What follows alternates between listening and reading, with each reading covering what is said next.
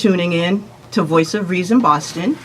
This morning we will be talking about women, how we can impact our community and how we can push forward, get paid equally like everybody else. Today we have the Executive Director of the Women Advancement at the Mayor's Office in the City of Boston, Tania Del Rio, and she will be speaking to us about what she does, all about herself, so we can get to know more about this program that, not more of a program, but it's... we have a few programs running. We can go through them all. Okay, we will be talking about them all. And because I, for one, did not know that the Mayor's Office had a woman advancement, and I'm happy to have you here today so we can talk more about it. So if you can just introduce yourself for us and tell us all about yourself. All about myself, absolutely. No, first I wanted to say thank you to Tamisha for inviting me, because we definitely need to get the word out about all the programs that we're running, because they're beneficial to women. Mm-hmm.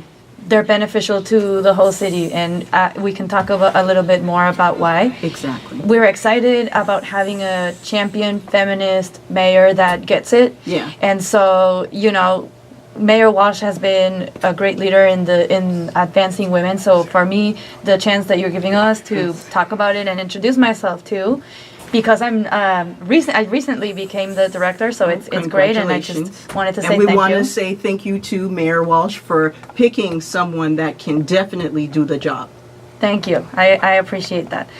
So my name is Tania Del Rio. I began as the executive director for the Mayor's Office of Women's Advancement, long title, for the City of Boston back in June. So it's been a little bit over a month that I'm in the job. Previously, I was the deputy almost for the diversity office, also for the City of Boston, working with the chief diversity officer on making sure that our workforce, we're the second biggest employer in the city, that it reflected all of us that lives in the community. Yeah, so I'm bringing that to my job at Women's Advancement, and we're now working a little bit more at the systemic level, so it's very exciting. Yeah, anything I can do to help spread the word, I'm more than happy to do that. Absolutely, thank you. So my background is in policy. I have a master's in public policy, very passionate about working from the public sector, but also understanding that basically making progress on any issue that we're interested in advancing as a community, it's a team. Yes. So we always work with the private sector, with our friends in academia, and we always make sure that we have partnerships to make sure that our work progresses. But my true passion is in the public sector. I have a calling for service, and that's what I've been doing my whole life. And in my previous life, I worked a lot with the immigrant community. That's a little bit about me, about my background. I'm a mom of a 3-year-old. We happy residents of East Boston, and if you don't ask me about East Boston, because I can talk about it all day, and I have a deep love for the neighborhood, and so that's a little bit about me. And what school did you go to? For college? Yes. So I went to college in New York, for New York University. I did international relations with a minor in French language and African studies. And I did my master's in public policy at the Harvard Kennedy School, which, is what brought me to Boston in the first place. Wow, beauty and brains. Beauty and brains. Thank you. What's your nationality? So I was born in Mexico City and kind of grew up back and forth a lot between Mexico City and different U.S. cities. We had a wonderful childhood, always feeling grateful for my parents. And because of my father's job, we traveled a lot. So I lived in places like Salt Lake City, Miami, Houston, Texas as a child, also Mexico City. So my upbringing was very nomadic, and I really loved it. And I think it's very important for us young women and the young girls that are growing up today to see that you're in a leadership position, you're making an impact in your community, and you're not only just a woman, you're a Latina. Absolutely. You're a Latina, and you're fighting for your cause. You're a public servant, and you are here to spread the word to young women. And I think that's a positive role model for the young girls that are growing out there, that mediocre is not enough. Right now, we have a lot of women running for the political office. Yes, very one of good. my favorites is Ayanna Presley. You know, she has a great story about her life and her testimony, and to see her running for Congress is a wonderful thing, not only for me, that potentially in the future I may want to run for something. I'm not saying that I'm going to, but it's just so empowering to see women just taking the lead and taking, their rights, taking the force and taking what is rightfully owned, and that is to lead, not only at home, because we're mothers, we have a lot of work at home, but we feel that we cannot just stay home. It needs to be pushed out there, and I think that's a wonderful thing. And we talked briefly before we started. You volunteered. Tell me about your volunteering at the prison. Oh, yeah, absolutely. I do a fair amount of volunteer work. One of the organizations that I'm very passionate about and where I sit on the board and volunteer is called Partakers Inc. Okay. So I was telling you about how in my former life I worked a lot with the immigrant community, and part of that included visiting people who were incarcerated or in detention for immigration reasons. And it has always really impacted me at a very personal level. Just the situations that they face and the difficulties, and the fact that it's very hard to get, Right. treatment really as a human. Like, people don't call you by your name. Exactly. And, just You're not. it's very they don't treat dehumanizing. Exactly. Yeah, and and I worry about that a lot. So right now I do it on my personal time as a volunteer. So Partakers, what we do, it's a mentoring program that works with people who are incarcerated that are pursuing a bachelor's degree behind bars. So different area colleges here, BU, for example, Emerson, just opened a program, Tufts, have programs where they go into the prison and they, they are teaching college level courses and, regular college level classes, but behind bars. So you can imagine how difficult it must be it's difficult enough already to graduate from college isolated with no barriers. Exactly. Imagine with the barriers that you're facing if you're in prison. So what Partakers does is they assemble a team of usually 4 mentors that surround a student and support them through this journey, right? So that includes anything from going online and helping them with the research. They don't have access to the internet, right? So you print it out, you mail it to them so that they can do the reading. Or sometimes also it's a lot of emotional support, right? So they're going through a hard time. They need to keep motivated. So each student will have a team of 4 partakers that helps them through the process. And it's important to, I think, usually, I note the name, right? Partakers, because we partake with you in this journey. Absolutely. We're not your teachers. We're not your leaders. We're your partners in this effort. Yeah, it's like you're taking your own free time. No one's paying you to do it. You're just partaking in what they're doing and helping them succeed to whatever they want to succeed in. Yeah, correct. And so the person I'm mentoring is in Framingham State Prison, and it's just I think a very sometimes forgotten population or very vulnerable. So for me, it's very important, and that's how I keep involved. Do you see that there's a lot of people helping, or do you think people need to reach out more and help these people in the prison? Well, Partakers has a lot of volunteers. Okay. We definitely get people reaching out, a lot of people from the faith community. And, and that includes faith organizations. Jewish, Christian. We're starting to talk about more outreach into the Muslim faith, so we can have people mentors from there. Yeah, because you have people who are different faith that are in the prison. Yeah, and they want to partake with somebody that understands that aspect of their lives. So faith. Yeah, it's beautiful. But we always, are looking for more support in terms of volunteer, in terms of your generous donations. And so our executive director, Arthur Bembury, is phenomenal and just a beautiful soul. So yeah, if you want to learn more about Partakers Inc., just Google it, Partakers Inc., and get involved. It's a beautiful organization. Okay, great. And let me actually tie that back to the mayor's office, because Mayor Walsh is actually, if not the first one of the first mayors in the country to really look at this issue, and open an office of returning citizens. Okay. Because we have about 3,000 people returning from incarceration and starting a new life in the city. Right. And they have a hard time finding resources, let alone employment, or Right. it's just hard to get your life back on track. So he appointed a director of that office. His name is Kevin Sibley, and they're currently working with our returning population to ensure that they have an easier transition. That's good to know. Maybe he can come in and talk about more of what he's doing with the return population. I think it's very important for the community to know that what Mayor Walsh is doing and the offices that he have to help people that are being rehabilitated back into the community, and they're not just being put back, but they're being put back with resources Absolutely. and help. So it's very important to know that, and we thank Mayor Walsh again for his support and these things that he's doing to keep the community going and making it as diverse as it could possibly be. Have you worked anywhere in the past before working for the city of Boston? Yeah, I worked in. I know you worked, but what other organizations? Yeah, absolutely. So, like I said, I was born in Mexico, so I worked for a long time, for a medium amount of time in the Mexican Foreign Service. That means I was a diplomat, and Wow. yeah, I started off doing a little bit of translation and assistant work in the mission of Mexico to the UN.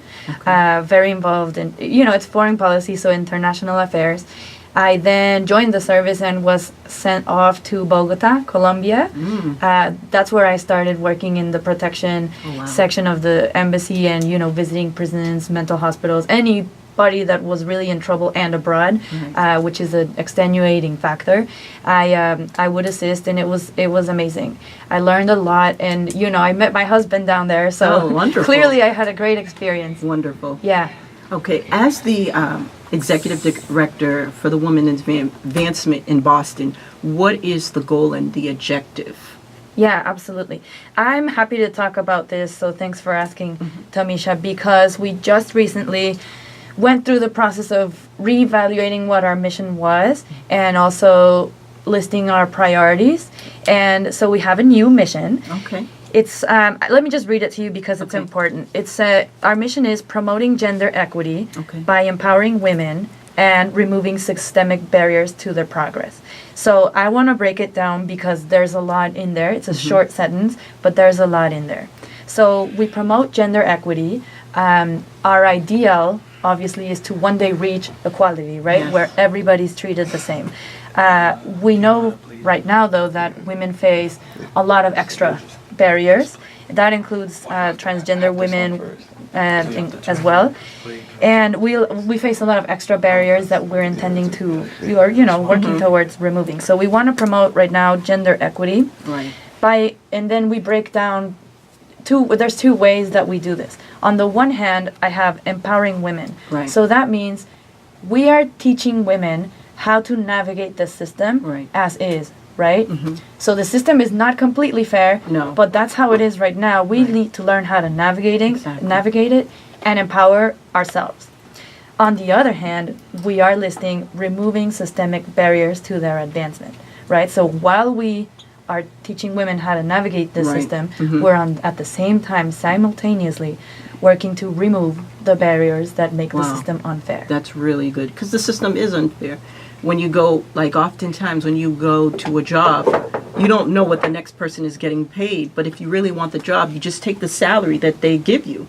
So I think it's very important so that we can have resources and ways to navigate the system, to understand as a woman what it is that we need to look for when getting a salary negotiation, what is rightfully what we're worth. Yeah, this is a perfect segue because our pay equity, our pay equity model, it's a first in the nation model. We constantly get calls and emails and, everything from other cities, states, even foreign countries to ask us, oh my gosh, how did you build this model? And tell us more. So it is a model that perfectly illustrates how we put this mission to work because it includes the individual empowerment part, but it also includes the systemic part. So I can go through it. I can go through how we address the issue of, pay equity. And this lens is what we're going to bring to all the new issues that we're bringing into our agenda. So for pay equity, we start off saying like, okay, everybody knows this data, right? Like for every dollar that the white man is being paid, black women, I'll start there, are being paid in Boston, which we've measured is 52 cents on the dollar. Wow. Latina women are being paid 49 cents. Wow. White women are being paid in the 70s. So none of us are being paid the same for equal or comparable work than what our male peers are I would say making. I would consider that as modern day slavery. Well, I mean, certainly an unfair situation. It's very unfair. But Yeah. Go ahead. I'm sorry. That's okay. So we look at this issue, and I really have to credit my predecessor for this Yes. because she built this model, and it's just running perfectly. And I'm just excited to take it on and Right. grow it and And strengthen push it it. But forward, this is Megan Costello's work. She so the way the model works is we empower women on one side, right? So we have these free salary negotiation workshops. We've trained almost 8,000 women Wow, in that's Boston already. wonderful. That's wonderful. Yeah, where the strategy is we teach women to learn what they're worth. So you do some market research about your skills, about the type of job you're applying for, and then you come out with a range of what would be fair pay. I definitely need to attend this kind of workshop because Please. oftentimes, in the past, I've gone to interviews and my mom would ask me, Tamisha, how much are they paying you? We're like, well, I don't know. I mean, Yes. this is what they offer. She's like, well, no, Tamisha, you have a master's. I'm like, no, I'm scared. I don't want them not to give me the job. So I Correct. think it's wonderful to have workshops, and I haven't heard anything about this. So this is a wonderful opportunity to talk about it today, and all the other women that are watching us today on Facebook. If you are on Facebook, please check Voice of Reason Boston. We're alive. If you have a question, please send us your questions, and we will try our best to answer them. But we are live on Voice of Reason Boston on Facebook. So if you want to check us out and send us some questions, definitely do so. Yeah. Okay, absolutely. Please come to the salary negotiations. And actually, you know what? The story that you just told that you were talking about, a lot of women resonate, including me. Okay. And it's not because we're not confident or because, we're scared that we feel this way, that we Right. tend not to negotiate or we negotiate less than men do. There's research by Hen Riley Bowles that points to the fact that there is a social backlash. So it's like this invisible thing that happens where when women advocate for themselves, Right. society or people just tend to think that then we are less likable. You ask managers and they say, no, they're very competent, but actually, once she negotiates, then she's less of a team player. And so Okay. there's this double-edged sword that they'll give you the money if you negotiate, but then you're rated as less of a team worker, less Right. of a... So women kind of intuitively know that, and that's why we negotiate less.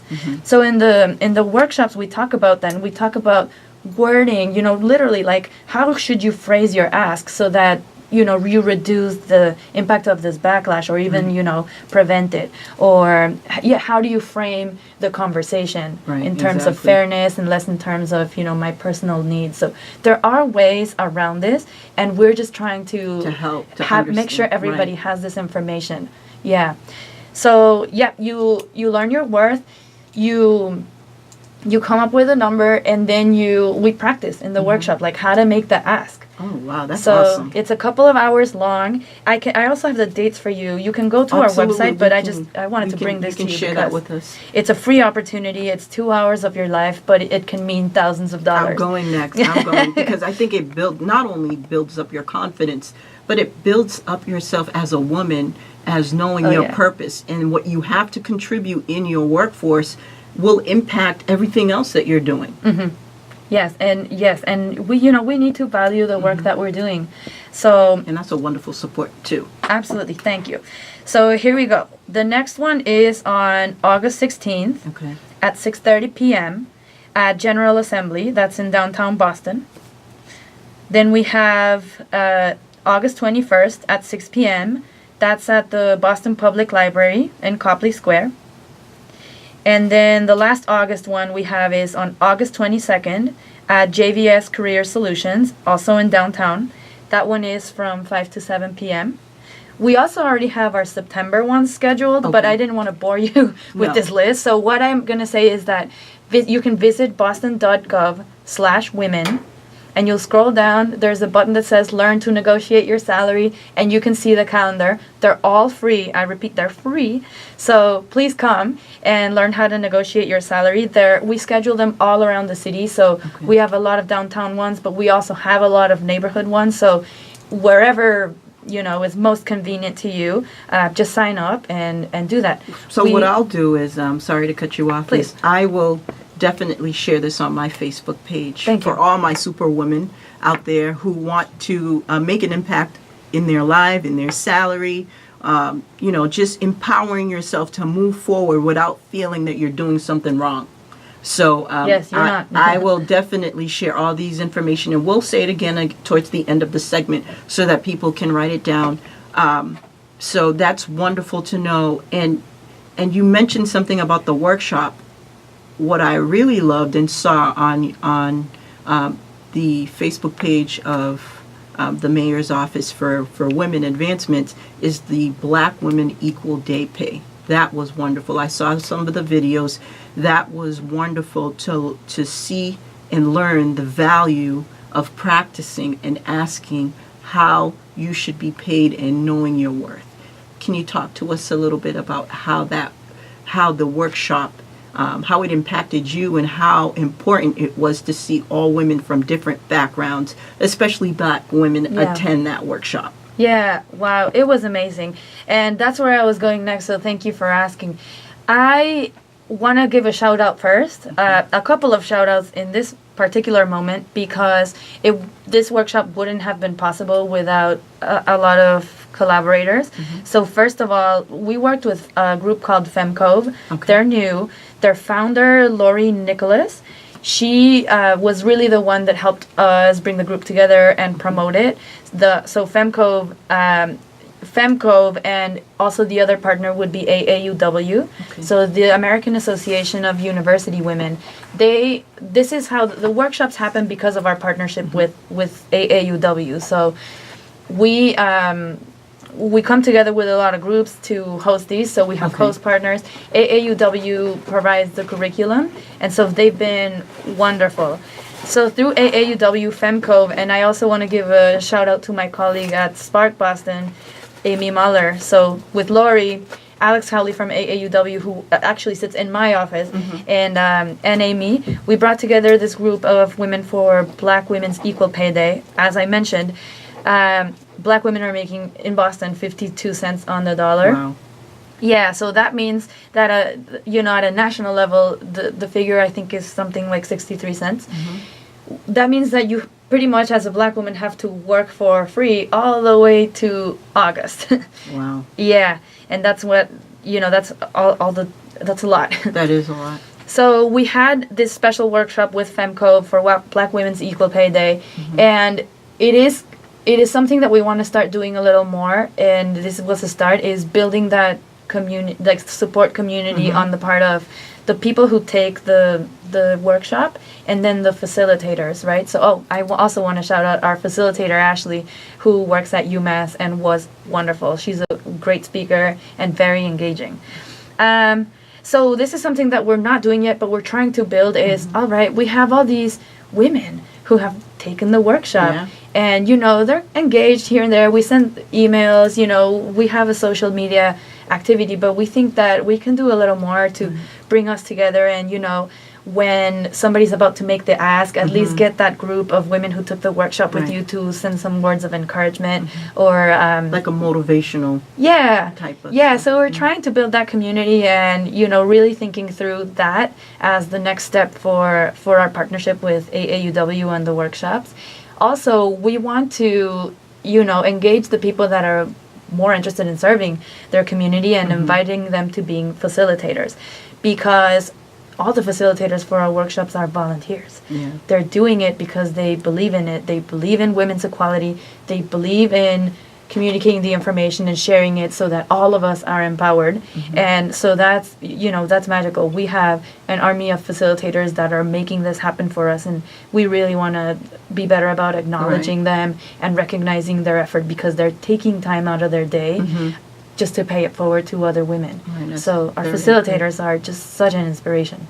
That's awesome. Yeah. And I know that you guys have workshops, but are you guys thinking of working with like Boston Public School to start with, the young girls at an early age, to let them know after high school you're going to college, but when you're done with college, you're going to have to start thinking about the real life and the real choice and how to get a job that pays what you're worth. Do you guys have anything in the works, or any kind of like a mentoring kind of program to work with young girls at an early age, probably like 16 or 18? Yeah. Have you guys thought about that? So we are thinking a lot about what programming we're going to put into place to work with girls. Okay. Right now, at least from the city's perspective, we have departments like the Boston Centers for Youth and Families, working a lot with youth and girls specifically, as well as, they sit under our Health and Human Services cabinet, and they're engaging in that work. And literally this week, we met with them to see, okay, where is your girls' programming and how can we collaborate? Because, Excellent. like I said, I'm sorry. It's okay. Our philosophy really is to partner with others to, we never need to reinvent the wheel, but we do need to amplify the work that other colleagues are doing around that. So we are in conversations right now with our HHS cabinet to see, all right, what more can we do to empower girls? And that's going to fit, I haven't gotten even to talk about our priorities, but that's going to fit into one of them, which is empowerment. Excellent. Yeah.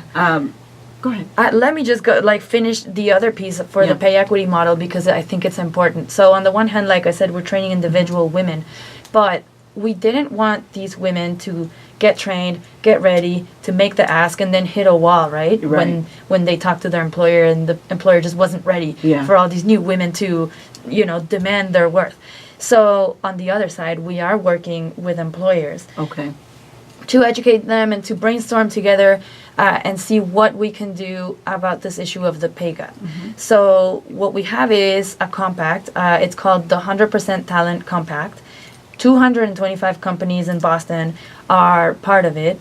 They represent 16% of the workforce right now. So they, first of all, were key for us in measuring, right, what the pay gap was locally. So we now no longer have to depend on census numbers that are, we would argue, slightly less reliable, because they are measuring the pay gap with what employees are reporting. So let's say, Tamisha, I ask you, how much is your salary? And you may tell me a number that's before taxes or after taxes, or includes your bonus or not, or it's just a ballpark, right? So we have not a lot of uniformity on that end. So the way we're measuring it is we ask the employers to, through a very interesting, actually, tech data process that's anonymous, it masks the data, it keeps things very confidential. They provide employer data, so directly from the W-2s, and we get the same uniform type of data for all the employees that are in this database, and it's actually a first of its kind technology on the data piece that we work through BU to do. The Hariri Institute at BU is a very important partner for us. So anyway, the employers have helped us, first of all, measure our gap in Boston, which we didn't know before. It turns out it does kind of mirror the national statistics, but I was mentioning, for example, we have a wider Black women and Latina women pay gap than there is at the national level. But then also, these employers don't just want to measure; they really want to do something about it. So through the Boston Women's Workforce Council, they come together every quarter and once more during the year in a big conference that we have coming up in September. And then they talk about, all right, what actions are we going to take? And so each conversation has a different theme that emerges from what they see as a problem in their workforce. So, for example, our last quarterly briefing, we had an extraordinary panel of women Betty Francisco was on it, Colette Phillips, Beth Chandler from the YW, and Carol Fulp from the partnership. And they talked about advancing women of color Right. in the workforce. Before that, we talked about engaging men, right? Because this isn't just a conversation to have amongst women, No. right? Men need to Men know are too. in leadership most often. Right. They sometimes they are willing and excited about doing something about the issue, like in the case of Mayor Walsh, Right. or one of our most active CEO members, Bob Rivers from Eastern Bank. So we talked about how do we engage men. A lot of them are waiting to hear what they, or to learn what they can do. Right. So we change the topic each time, and we provide this place where companies can come together and brainstorm and really create a plan of action That's to excellent. close their own pay gaps. And then the last leg of the stool would be legislation, right? So Mayor Walsh was a strong advocate, for example, for the pay equity law that just came into practice on July 1st here in Massachusetts. And actually, let me talk about that, because Yes, please. it's important that people know what this legislation is doing. So in Massachusetts, starting on July 1st, employers during a job interview are no longer allowed to ask people about their salary history. Right? So if you're going through a job interview and they ask you, so what did you make, how At much the did you make last at your job. last job? That's no longer allowed. Okay, and the great. reason it's no longer allowed is that before, like I said, Yeah, 'cause women were that's being how- anchored at a lower salary. Exactly. And so they were offering you a little bit more so that you would be enticed to take the job. But maybe your skill set and the responsibility level and the effort a level little bit more. entailed was worth more. Exactly. So that question is no longer allowed. And that legislation, that's why it's going to be very important. It also provides, it's called safe harbor, like if employers show that they're measuring the gaps and doing something about fixing them, then they can, they can be a little bit exempt from enforcement, and, Okay. if they show that they're having a good faith effort. So this is a show of how we work in partnership, right? Like wow. government, the That's private excellent. sector, Yeah. and individuals.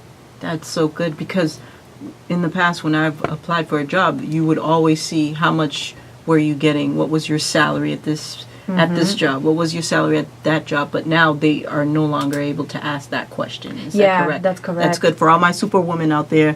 If you're applying for a job, you don't have to put what your last salary was, so that's something to keep in mind. Yeah, and in our salary negotiation workshops, we do teach people how to decline gracefully when you are asked that question, because not all the employers are educated about it yet, Right. and not all the job seekers are. So that's why, for me, the chance to talk about it with you is very important, so that everybody knows It's that good that for the legislation community is to know. now in place. It's good for the community to know, and that's why I had you here, because this is for the community, so that people can know what's going on, Yeah. people can know that these are your rights, these are the changes that are happening, so that when you go to a next interview or your next evaluation at work, you can speak to your boss gracefully, respectfully, and tell them why you think your salary should be where it needs to be. Absolutely.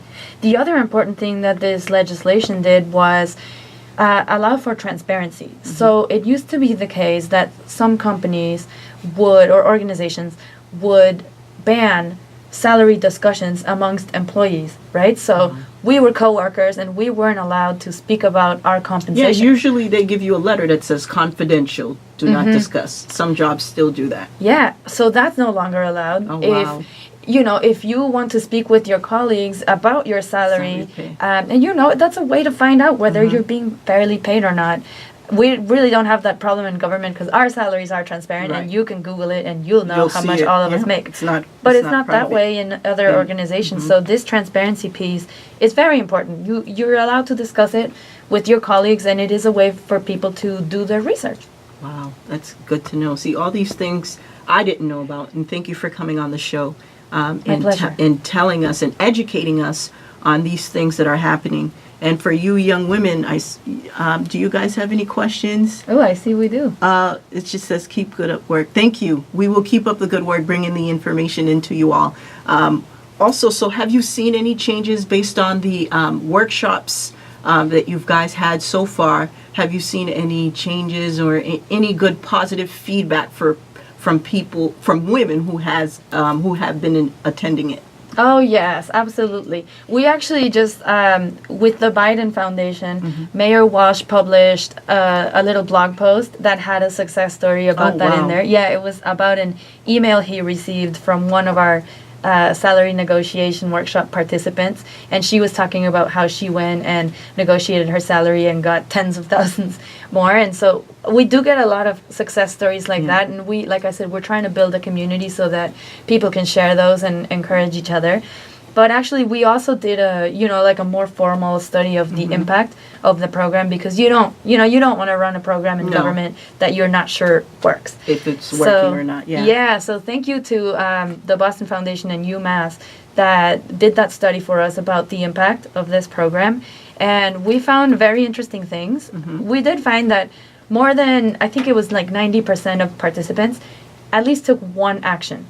So an action could be from, you researched the market worth of your job, your worth in the market in terms of a salaried worker, or you talked to a colleague about fair pay, or you made the ask, you negotiated. So more than almost 90% of our participants at least did something. We also found that almost half of them made the ask. So that's huge. And we also find something that we found surprising, which was that there was like a ripple effect. Right. So we had 7,000 women go and take this workshop and take these actions. But it turned out that they then went and talked to their family about it. They talked to their friends about it. They talked to other women that they knew about this workshop and transferred the knowledge, right? Like, we're great communicators. Yes. So we found that, we directly affected this number of women, but we indirectly affected a lot more. So that's very exciting, and that's the reason that we needed to also make sure the employers were ready for this, because it's going to be a movement of women that are empowered and that know their worth. That's awesome. Like I stated before, I didn't know that the mayor's office had a woman advancement, and I think it's a wonderful thing that he's doing to help have all women from different backgrounds and ethnic backgrounds to participate in such a thing, and where they have you with a big background, not just only a white woman, but you're a Latina, you're articulate, and other people can see that you're here to provide the service, not only for other women, but every woman in the city of Boston. How important is it for young women in Boston to know that there's a lot of opportunities out there from Boston? Because a lot of young women, they don't stay in Boston because of the racial disparity. They don't stay in Boston because they haven't found a job that pays them what they're worth. How important is it for them to know there are opportunities out there in Boston, and the city of Boston and the mayor's office is doing everything that they can possibly do to help them in whatever needs that they have? Yeah. I mean, it's incredibly important. And I guess I can speak about this from a personal perspective. Now, you think about when you were younger, and then when you first entered the workforce and what that was like. And, I wish I had known a lot of things. For example, I experienced things in the workplace that, were difficult or sometimes even not appropriate. And I just thought, for example, that those were things that were normal things in the workplace, right? You know, from harassment on, you just think like, oh, I guess this is what a workplace is like. If I had access or, knowledge about women's issues, or there was a mayor's office of women's advancement where I was at, it would have been great that I could have learned and become empowered a little bit earlier. So for me, it's great, and I think that young women are listening. I think it was this week we had a meeting, and I have a high school intern that's working in my office. So she had recently been to a girls' summit. We were going to talk about the girls' summit during the meeting. So I was like, Jessie, come in and be at this meeting. And I was floored by her contributions, because she knew everything about what we were doing, and she even had advice for us. She was empowered. And from my opinion, I told her, like, Jessie, you don't look like a high school student to me. You feel like, wow, like just this mature. knowledgeable, And powerful woman, and I was just so proud. There's nothing like working with a group of women who have the same vision, the power, the strength to work and make a change. And I think when we do that a lot together, there's a lot of things we can do for this community, for everyone's community, and for the city of Boston. I think we're heading towards in an area where things are about to change, because we have a lot of women that are looking to change things in our political circle. Women are running in for the district attorney's office. We have a good variety of women running. I know, I love that. They have a lot of good variety, a lot of good background, and they all have something to contribute in their community. And it's very important for us to emphasize that to young people and the public. If you're 18 and older, September 4th is the time to vote. If you have not registered to vote, you need to vote, because if you want to see an impact in your community, if you want to see a change, or if you have the opportunity to change your community, get involved. You know, it's not going to happen overnight. Things are not going to be able to change if you're not making the change yourself. So I think it's very important that we have these things and we're talking about what is available to our community so that women can go out and get involved. I know in the website for the women advancements, there's a button where women can get involved. And where exactly on the website they can go. And then we'll share the website with everyone else I think when you first go in to the website, there's a list of tabs where it says get involved, and I think it's towards the end of the page. If you want to get involved with the women advancement, please do so. If you're not happy with your salary, if you're not happy with what you're getting paid, and you know you're well worth more than what you're currently getting paid right now, definitely attend these workshops. We're going to take a quick break, and we will come back and continue to talk about the focus in the areas that the City of Boston and the Women Advancements are working on in order to keep this work going. Stay tuned. Thank you for tuning in to Voice of Reason Boston. Again, we have Tania Del Rio here from the mayor's office, and she's the executive director of the Women Advancement. We can stay here all day and talk about this wonderful office that the mayor has created for us women here. And we are running out of time. There's a lot to talk about, but we will definitely have her come back to talk about the other things that they're doing. You know what? I don't know where the time went. I wish you could stay more. But if you can give us all the other dates that you're going to have in the workshop, and for all my young women and my superwomen out there, if you want to get involved, please go to the website. I will have everything on my Facebook page for you all. Thank you for those who was watching us live and your support. Continue to support. Share this Facebook page with all your friends and your women, because this is something for the community. This is not for me. I'm not gaining anything out of it. But what I am gaining is a sense of peace that we're trying to work together as a community so we can make our community a better place for people to live, and our women to get what is rightfully theirs, and they're getting equally paid the way they should. Again, I thank you so much. You are definitely coming back because you have so much to offer. I've learned so much today, things that I didn't even know, and I will be participating in these workshops so that so I can spread the love and more awareness. Can you please share us the dates again? Yes, I am happy to. So the next one is August 16th. That's at 6:30 p.m. at General Assembly. Then we have August 21st. That's at 6 p.m. at the Boston Public Library in Copley Square. Then we got August 22nd at JVS downtown from 5 to 7 p.m. And again, they're all free, and you can sign up for those on our website, which is boston.gov/women. Thank you again. Absolutely. And we will definitely have this continued in another segment. And I really want to thank my supporters. I would like to thank those who are tuning in to Voice of Reason Boston. I thank you so much for listening to me and what I have to bring to you all and to the community. And I will wait for you all again next Saturday.